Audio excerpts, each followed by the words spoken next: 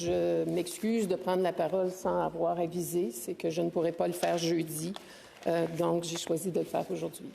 Alors, je prends la parole en troisième lecture du projet de loi C-228 qui s'intitule « La loi modifiant la loi sur la faillite et l'insolvabilité, la loi sur les arrangements avec les créanciers des compagnies et la loi de 1985 sur les normes de protection de pension ».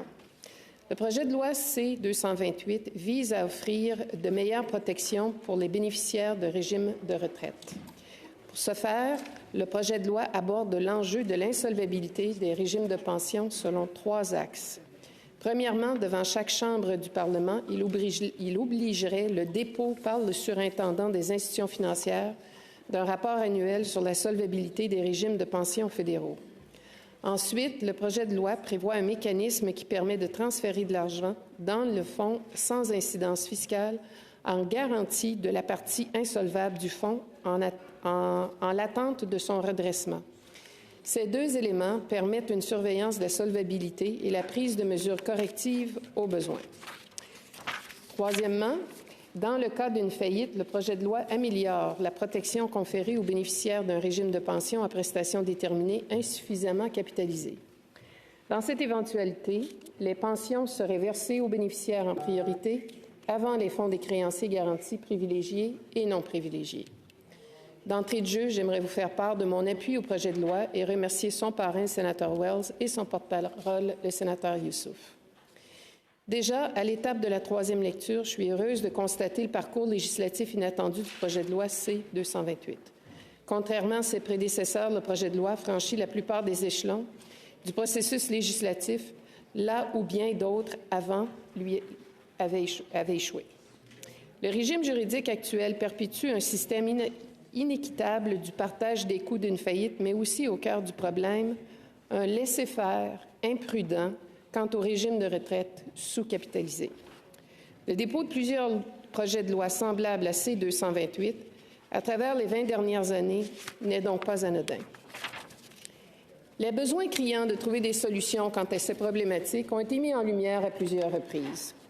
Plusieurs Canadiens continuent de souffrir de la perte de leurs revenus de retraite parce que les régimes à prestations déterminées auxquels ils avaient cotisé étaient sous-financés au moment de la déclaration d'insolvabilité ou de faillite de leurs employeurs.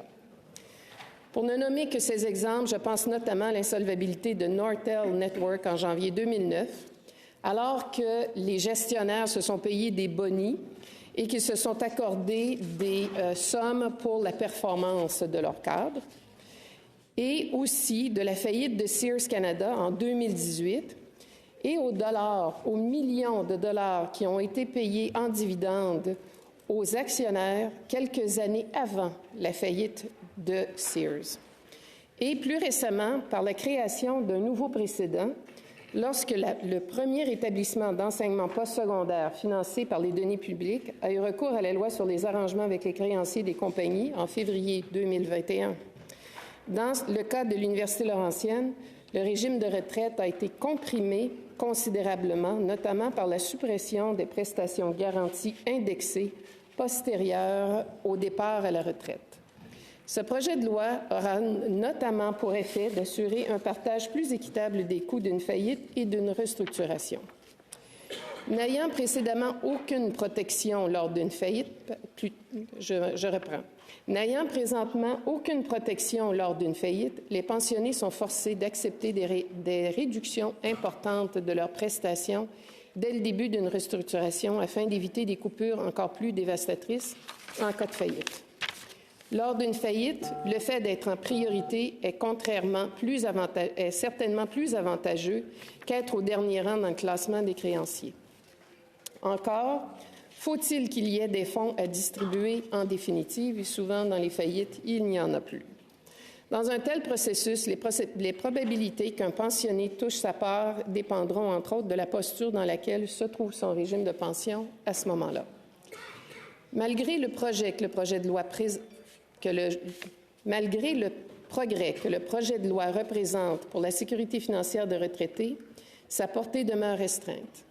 Mon intervention aujourd'hui vise à mettre en lumière le contexte plus large dans lequel s'inscrit ce projet de loi afin que nous poursuivions la réflexion dans la recherche de solutions en amont du problème. Plus précisément, j'aimerais aborder la problématique des régimes de retraite insuffisamment capitalisés et d'un régime de droit qui tolère que soit mise en péril la sécurité financière des personnes retraitées. Je suis heureuse de constater que le projet de loi C-228 comprend une disposition qui tente d'adresser cette problématique au niveau des régimes sous réglementation fédérale. Le Bureau du surintendant des institutions financières a déjà pour mandat de s'assurer que les régimes fédéraux soient en bonne position financière et qu'ils se conforment à la réglementation qui les régit et aux exigences du régime de surveillance. L'article 6 du projet de loi C-228 confère de nouvelles responsabilités au Bureau du surintendant qui devra chaque année déposer devant le Parlement un rapport expliquant la mesure dans laquelle les régimes de pension satisfont aux exigences de la capitalisation et les mesures correctives prises ou ordonnées pour remédier aux régimes de pension qui ne satisfont pas aux exigences.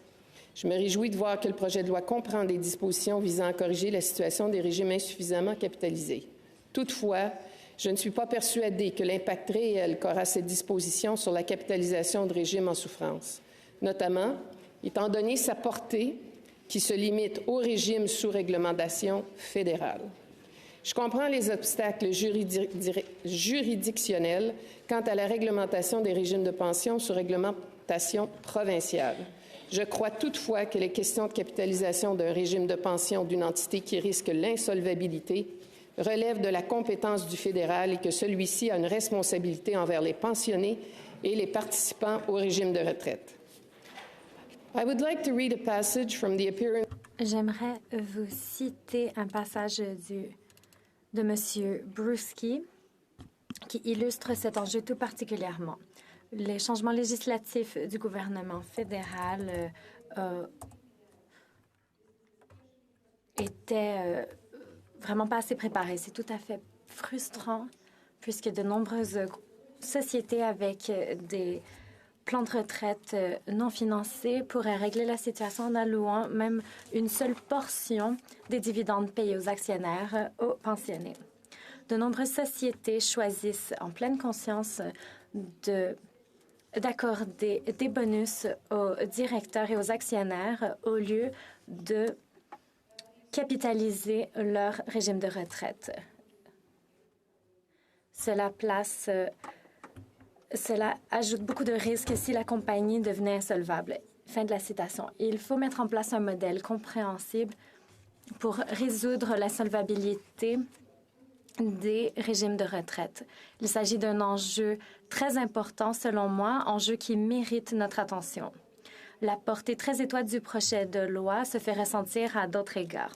Certains témoins au comité des banques du commerce et de l'économie ont mentionné la possibilité qu'un créancier,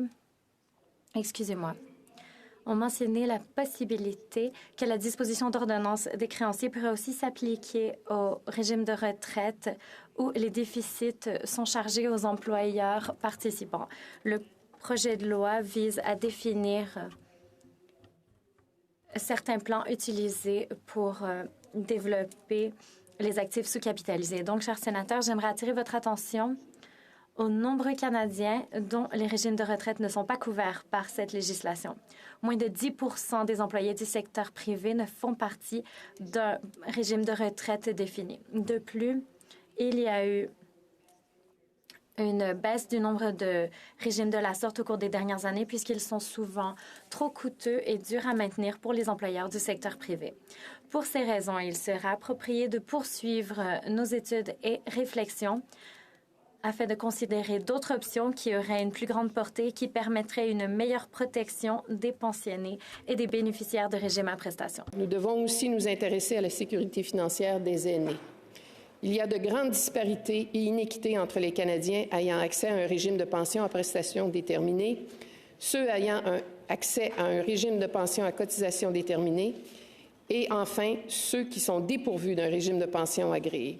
On observe des différences marquées entre les employeurs publics et le privé quant à l'offre des régimes de pension à prestations déterminées comparativement à un régime à cotisation déterminée. La pénurie de main-d'œuvre pourrait changer certaines tendances à cet égard en rééquilibrant les relations de pouvoir des travailleurs et des employeurs. C'est une situation qui est à suivre. En dépit de la portée restreinte du projet de loi, il s'agit d'une amélioration des protections qui sont conférées aux prestataires de certains régimes de pension et d'un exploit que ce projet de loi ait réussi à franchir presque toutes les étapes du processus législatif. Je vous encourage donc, chers collègues, à voter en faveur de ce projet de loi comme premier pas important vers un régime de pension plus équitable au Canada. Merci de votre écoute. Senator Mark.